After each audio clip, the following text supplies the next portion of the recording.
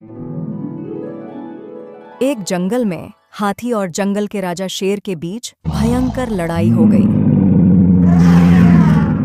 यह लड़ाई महीनों तक चली और अंत में शेर मारा गया। शेर के मारे जाने के बाद उस जंगल में कोई राजा नहीं हुआ। शेर की पत्नी शेरनी अपने 2 छोटे छोटे बच्चों को लेकर जंगल के खूंखार जानवरों से बचते बचाते एक झाड़ी में छुप छुप कर रहने लगी। रात के अंधेरे में वो छोटे मोटे शिकार करके लाती और उससे अपने बच्चों का पेट भरती। समय बीतते गया और शेर के बच्चे छुप छुप कर रहते रहते ही बड़े हुए। छुप छुप कर जिंदगी जीने की वजह से वो दोनों एकदम डरपोक से हो गए। इतना डरपोक कि झाड़ी में बकरियों की चलने की सरसराहट से ही वह सहम जाते। माँ, मैं पास वाले झाड़ी में किसी जानवर के चलने की आवाज सुनी। मैं तुरंत वहाँ से भाग गया माँ, नहीं तो वह मुझ पर हमला कर देता। अपने बेटे को ऐसा डरपोक होते देख उसकी माँ बड़ी परेशान होती। बेटा, कुछ ही दिनों में तुझे इस जंगल का राज्य संभालना है और अभी से तू इतना डरपोक हो गया। तेरे पिता इस जंगल के भलाई के लिए कई लड़ाइयाँ लड़े और युद्ध के मैदान में ही शहीद हुए। उनका बेटा इतना कायर कैसे हो सकता है? इतना कायर राजा इस जंगल को कैसे संभालेगा? मैं कायर नहीं हूँ माँ, मैं खूंखार जानवरों से दूर भागकर अपनी आत्मरक्षा की है और आत्मरक्षा करना कायरता नहीं होता है माँ। हे भगवान। समय बीतते हैं। एक दिन झाड़ी के पास से जब माँ बेटे गुजर रहे थे तो उनको किसी सियार के बच्चे की रोने की आवाज सुनाई दी। आवाज सुनते ही शेरनी ने एक कोना पकड़ ली और अपने बेटे से कहा, बेटा, उस झाड़ी के पास जाकर देखा तो कहीं उसमें सियार के बच्चे तो नहीं हैं? परंतु माँ, मैं अकेले कैसे जाऊं? कहीं वो मुझ पर हमला कर दिया तो? माँ, वहां जाना खतरे से खाली नहीं है। बेटा, मैं तेरे इसी डर को तेरे अंदर से निकालना चाहती हूँ। ये मत भूल, तू एक शेर का बेटा है और एक शेर का बेटा ऐसे डरा नहीं करता। पर माँ, मैं अकेला नहीं जाऊंगा। तू अकेला कहाँ है बेटा? मैं यहीं से तुझ पर निगाह रख रही हूँ। मैं तुझे कुछ होने नहीं दूंगी बेटा। अब तू बातें मत बना, जल्दी जा और देख कर आ।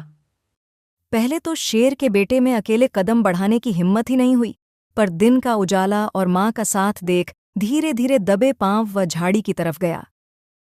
वह एक कोने से झांक के देखा तो उसे सियार के 2 छोटे छोटे बच्चे नजर आए। तभी अचानक सियार जंगल से मांस का टुकड़ा मुंह में लिए झाड़ी की तरफ आने लगा। अरे, ये सियार तो मेरे तरफ ही चला आ रहा है। यदि मैं दिख गया तो मुझे जिंदा नहीं छोड़ेगा। इतना सोच शेर का बच्चा तुरंत वहां से भाग खड़ा हुआ। इधर दूर से सारा दृश्य देख रही शेरनी को अपने बेटे की इस हरकत पर बड़ा गुस्सा आया। हाँफता हुआ शेर का बेटा अपनी माँ के पास आता है। माँ, वहां एक सियारनी ने अपने 2 बच्चों को जन्म दिया है, लेकिन उसके साथ एक सियार भी है माँ। तू कैसा शेर है रे? एक सियार से डर गया? अपने पिता की कुछ तो लाज रख बेटा। अब जब तक तू सियार के बच्चे को मार कर नहीं लाएगा, मेरे से बात मत करना। इतना कहकर माँ ने उसकी ओर पीठ कर ली। इधर शेर के बच्चे का पीछा करते हुए आए सियार ने दोनों की बात सुन ली। डर से सहमा सियार झाड़ी में अपने पत्नी के पास गया और उसे सारी बात बता दी। आप चिंता क्यों करते हो जी?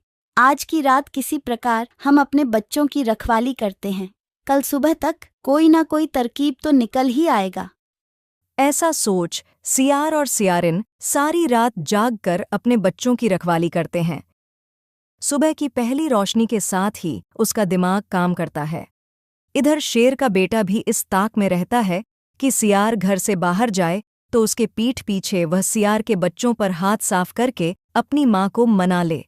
कुछ देर बाद, सुनो, मैं जैसे जैसे कहता हूं वैसे ही करना। अगर हमारी चाल कामयाब हो गई तो हमें शेर से छुटकारा मिल जाएगा। ऐसा बोल सियार अपने पत्नी से उसके कानों में कुछ कहता है और थोड़ी ही देर में झाड़ी के बाहर खड़ा हो जाता है। फिर सियारिन ने अपने बच्चों को रुलाना शुरू किया। इधर सियार के बच्चे की रोने की आवाज सुनते ही शेर के बेटे का ध्यान भी झाड़ी की ओर जाता है। लगता है अब सियार बाहर जाने वाला है। वह जैसे ही बाहर निकलेगा, मैं जाकर बच्चों को दबोच लूंगा। अभी शेर का बेटा ऐसा सोच ही रहा था कि एक जोरदार आवाज में सियार अपने पत्नी से पूछा। क्या हुआ रे, बच्चे क्यों रो रहे हैं? झाड़ी से सियारिन की आवाज आती है।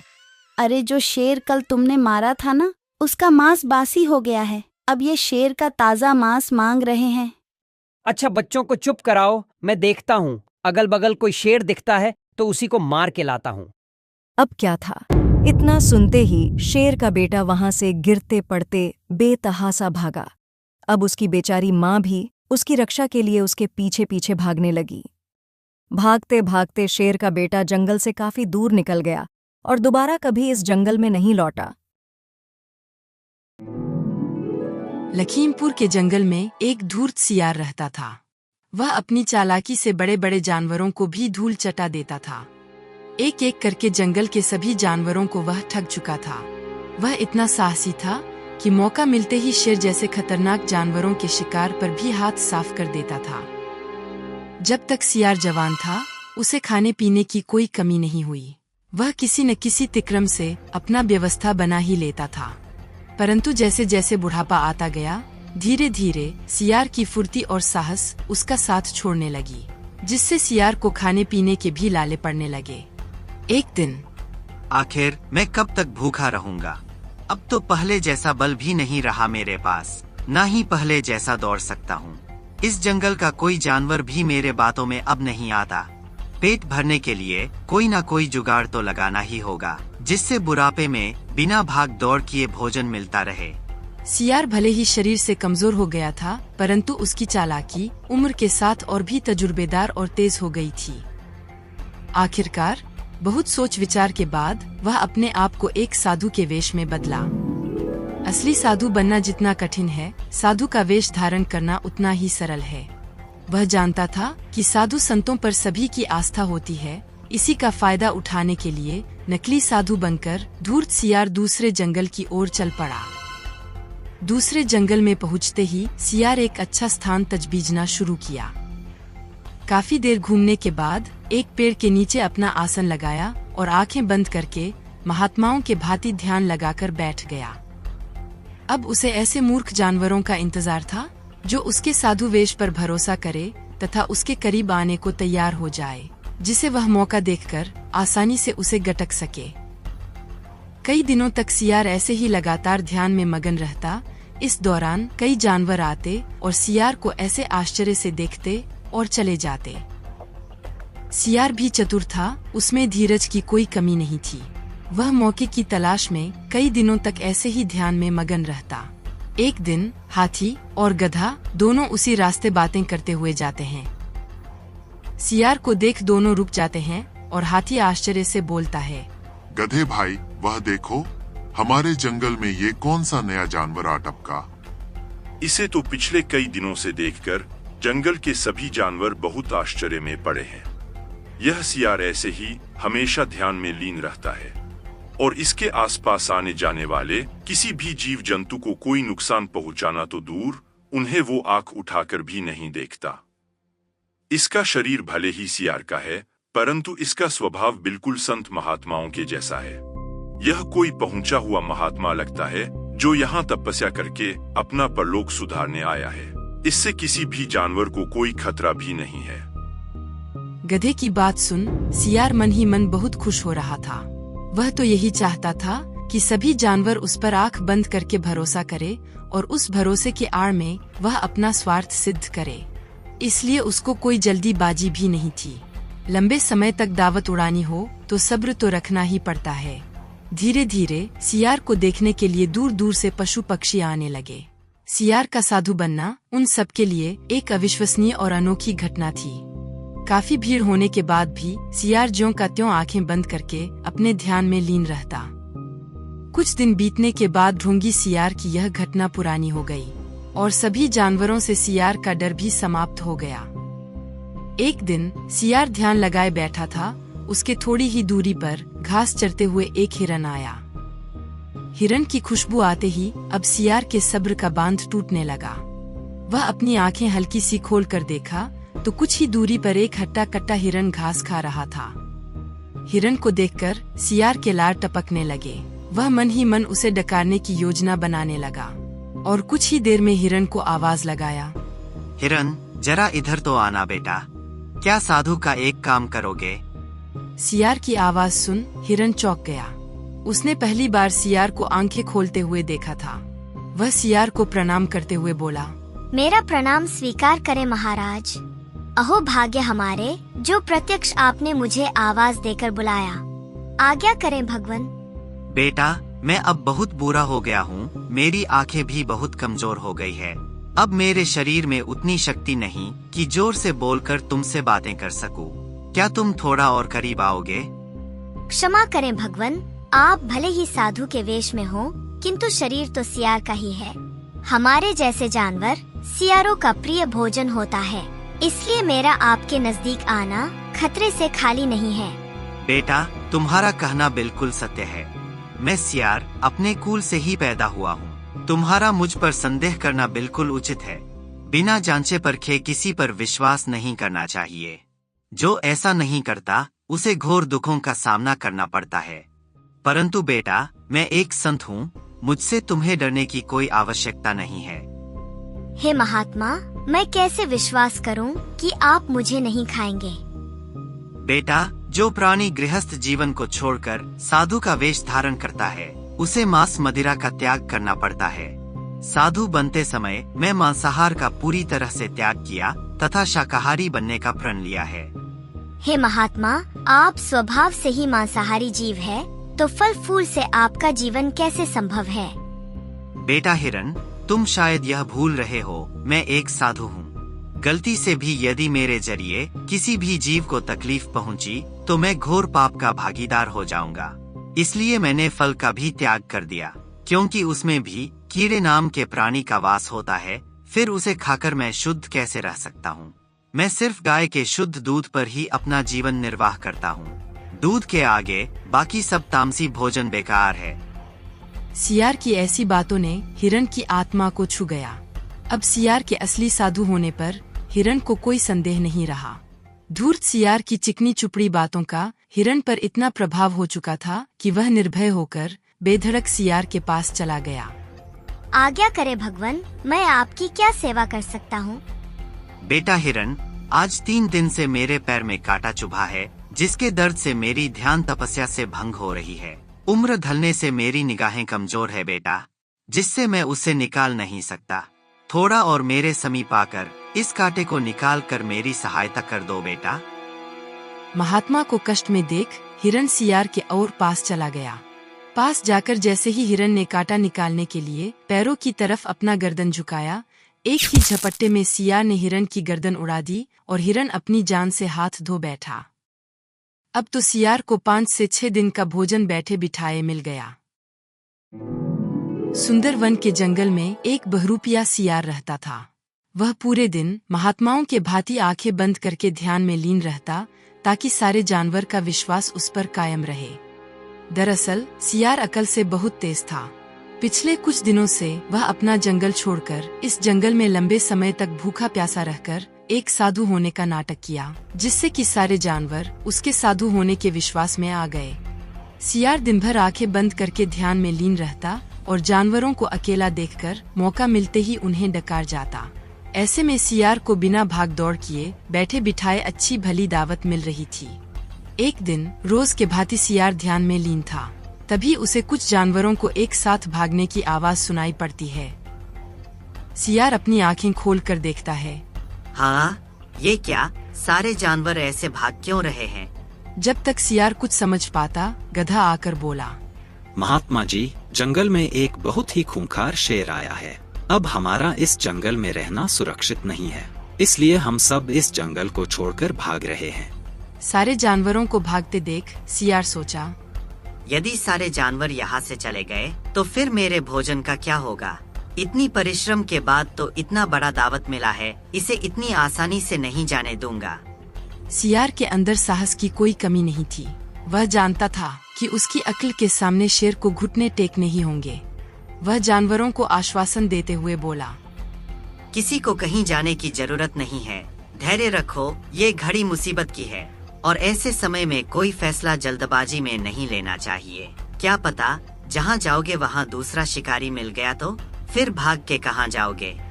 परंतु भगवन, हम सब में इतनी शक्ति नहीं है कि शेर जैसे जानवर से मुकाबला कर सके। ऐसी स्थिति में हमारे पास दूसरा कोई रास्ता भी तो नहीं है। यदि आपके पास कोई युक्ति है तो बताएं महात्मन। अब सियार को समझ नहीं आ रहा था कि वह जानवरों को कैसे रोके। इतने सारे लजीज भोजन उसके सामने से निकल जाए, ऐसा वह सहन नहीं कर सकता था। शेर से डर तो उसे भी था, लेकिन डर पर उसकी लालच हावी हो रही थी। वह 30 मार खां बनते हुए बोला, वो सब तुम मुझ पर छोड़ दो। मेरे प्रकोप के सामने वह शेर टिक नहीं पाएगा। एक ही मंत्र में वह शेर से भीगी बिल्ली बन जाएगा। सियार की बात सुन के जानवरों को लगा कि जैसे कोई मसीहा उसकी रक्षा करने के लिए अवतार लिया हो। वह सभी सियार के गुणगान में लग गए। इधर सियार की हालत सूखती जा रही थी। कहीं सच में शेर आ गया तो उससे कैसे बचूंगा? अभी सियार यह सोच ही रहा था कि उसके सामने शेर आ जाता है। शेर को देख सारे जानवर सियार के पीछे छुप जाते हैं। आहा, बहुत दिनों बाद एक साथ इतने सारे जानवरों को फाड़ने का मौका मिला है। शेर को देखते ही सियार की पतलून गीली हो गई। फिर भी वो हिम्मत बांधे अपने पैने दिमाग का इस्तेमाल करते हुए बोला, इसकी कोई जरूरत नहीं है शेर भाई। हम सब तुम्हारे भोजन के लिए ही यहाँ इकट्ठे हैं। इससे पहले कि तुम हमें खाओ, हम कुछ कहना चाहते हैं तुमसे। जल्दी बोलो, क्या कहना है? सबके सामने नहीं, बात थोड़ी गुप्त है। ऐसा बोल सियार आगे बढ़ा और शेर के कानों में कुछ बोला। सियार की बात सुन शेर चुपचाप वहाँ से चला गया। यह सब देख सारे जानवर बहुत आश्चर्य में पड़ गए। महाराज, इतने खतरनाक जानवर को आपने एक पल में शांत कर दिया। क्षमा करें महाराज, परंतु हमें जानने की उत्सुकता हो रही है कि आपने उसके कानों में ऐसा क्या बोला जिससे वो बिना शिकार किए ही वापस चला गया। मंत्र? हाँ, मुझे शक्ति मिली है। मैं अपने मंत्र से किसी भी जीव को अपने वश में कर सकता हूँ। अब वह हमारे जंगल में ही रहेगा, परंतु यहाँ के किसी भी जानवर को कोई नुकसान नहीं पहुँचाएगा। आप तो साक्षात भगवान स्वरूप है प्रभु। महात्मा जी की जय हो। सियार की जय जयकार करते हुए सभी जानवर अपने अपने घर चले जाते हैं। अगले दिन सियार, तुमने कहा था कि यदि मैं किसी जानवर को नहीं मारूंगा तो मेरे भोजन का बंदोबस्त तुम करोगे। कहाँ है मेरा भोजन? अरे सब्र करो शेर भाई, लंबी दावत की मजा उड़ानी हो तो धीरज रखना ही पड़ता है। अगर मैं तुम्हें कल जानवरों के शिकार करने से नहीं रोका होता तो ज्यादा से ज्यादा तुम 1 या 2 जानवर को मारते। उसके बाद बाकी तो सब भाग ही जाते। फिर तुम्हें मिलता क्या? सिर्फ 1 दिन का भोजन बस। और मेरे तरकीब से चलोगे तो हमें कभी भी भोजन की कमी नहीं होगी।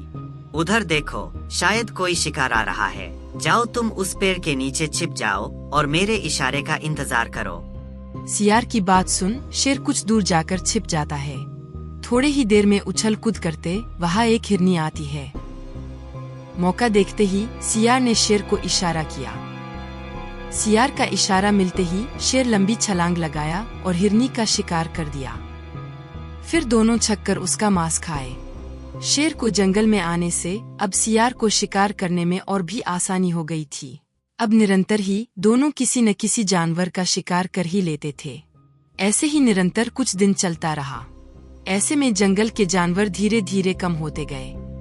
एक दिन दोस्तों, हमारे जंगल के जानवर पिछले कुछ दिनों से काफी कम होते जा रहे हैं। क्या आप लोग को इसके बारे में कोई जानकारी है?